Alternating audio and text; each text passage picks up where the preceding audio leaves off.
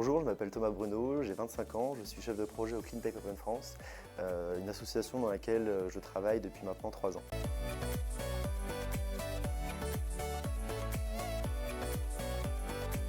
L'objectif du concours Cleantech Open France est de sourcer et de mettre en visibilité les meilleures solutions Cleantech, donc les solutions éco-innovantes en région et au niveau national. Ce qui nous a inspiré à organiser ce concours, c'est que beaucoup d'acteurs ont peine à trouver ces solutions Cleantech et c'est aujourd'hui nécessaire pour la transition énergétique et écologique de notre pays.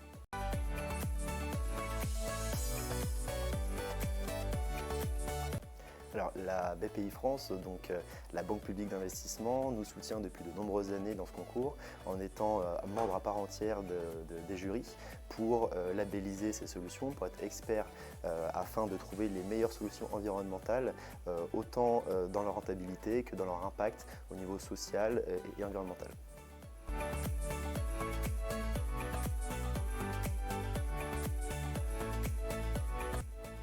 Au niveau des critères de sélection, on est assez large pour vraiment ne développer aucune start-up Cleantech.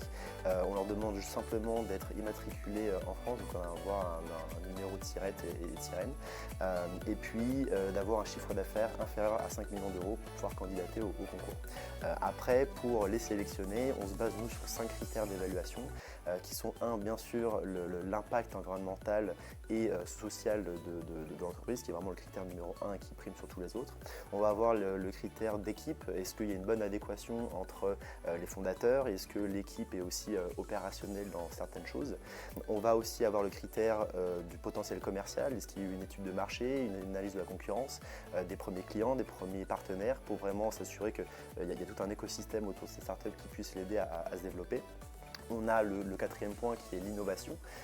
Bien sûr, une startup Cleantech, c'est une startup qui est innovante dans n'importe quelle filière de l'économie française, mais on va s'assurer que est-ce que c'est une innovation de rupture, est-ce que c'est de la low-tech, de la high-tech, voilà, on va regarder tout ça. Et puis enfin, on va regarder aussi le business model et le business plan de cette structure pour s'assurer de la viabilité de la solution. Parce qu'une solution environnementale, c'est très bien, mais une solution environnementale rentable, c'est encore mieux.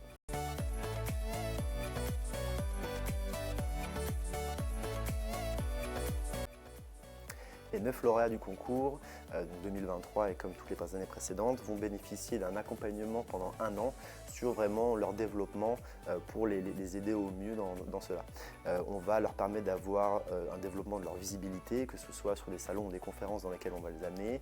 On va les mettre en relation avec les différents acteurs dans lesquels ils auraient potentiellement besoin, que ce soit des grands groupes, que ce soit des partenaires publics ou privés, et puis aussi des financiers, des investisseurs.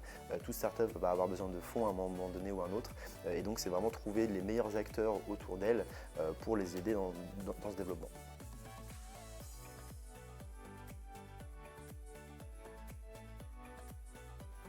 Je pense que l'un des points principaux pour que ces entrepreneurs et ces entreprises puissent se développer, c'est vraiment intégrer les écosystèmes comme le nôtre, mais comme aussi beaucoup d'autres autour de nous, pour vraiment être accompagnés au mieux, avoir les meilleurs conseils des experts sur telle ou telle thématique, que ce soit financier, que ce soit technique, que ce soit au niveau de la gestion globale de l'entreprise.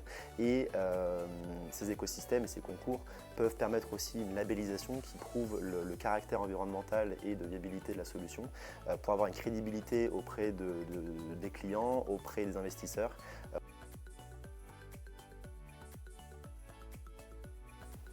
Alors ça contribue à 2 choses. La première, c'est que la start-up gagnante du concours Cleantech Open France, on va l'emmener aux États-Unis pour représenter la France auprès d'autres start-up internationales et partager ces solutions qu'elle propose pour vraiment maximiser cette transition énergétique et environnementale du monde. La deuxième, c'est que toutes ces start-up-là, et ça on le voit avec le baromètre Cleantech Open France 2023, c'est qu'elles elles s'installent toutes au niveau français, mais aussi au niveau européen et international pour vraiment partager leurs solutions aux différents acteurs, proposer des solutions aux différents pays pour accélérer encore une fois cette transition énergétique et écologique. Et on voit également que si elles ne sont pas encore implantées au niveau mondial, elles veulent le faire dans les 3, 5, 10 ans en fonction de leur développement pour vraiment globaliser tout ça.